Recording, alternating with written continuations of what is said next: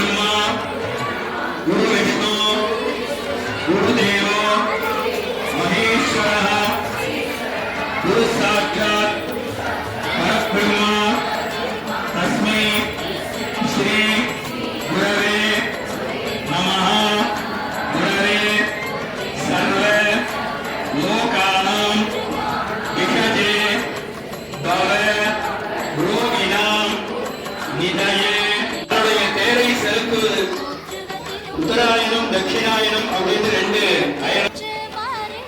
தெற்கு முகமாக தேரை செலுத்துவது, வடக்கு முகமாக தேரை செலுத்துவது.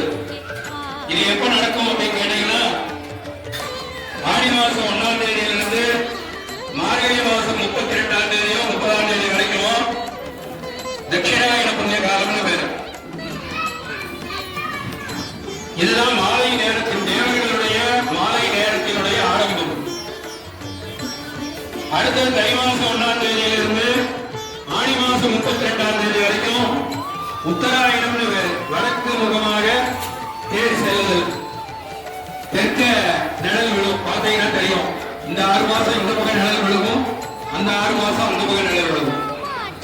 அந்த மார்கழி மாதம் தான் சுவாமியினுடைய விடியற்காலை நேரம். தை மாதம் தான் சூரியன் பிறப்பிற்கு உண்டான மாதம். அதனாலதான் தை மாதம் சூரியனுக்கு பொங்கல் வச்சு பணம் போட்டு நம்ம நமஸ்காரம் பண்ணிக்கிறோம். அப்போ ஆடி மாதம் அப்படிங்கிறதுதான் நம்ம வீட்டுல விளக்கேற்ற சாயங்கால வேலை தேவர்களுக்கும். அப்போ முப்பெரும் தேவர்களை தன்னுடைய சக்திகளோடு சேர்த்து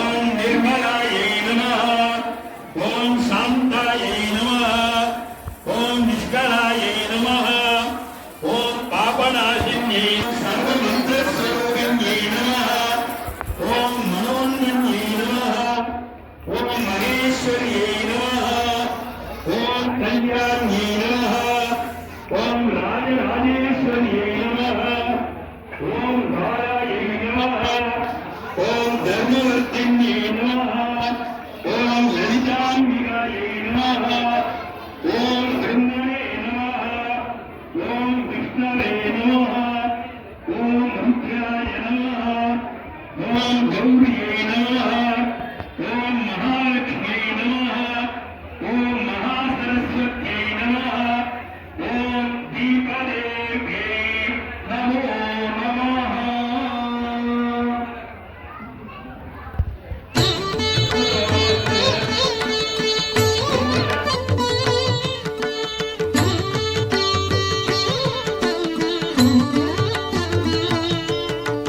ஏற்றுக அம்மா தீபம் தீட்டுக வண்ண கோலம் சூட்டுக மல்லிகையாரம் போற்றுக திருமகள் பாதம் ஏற்றுக அம்மா தீபம்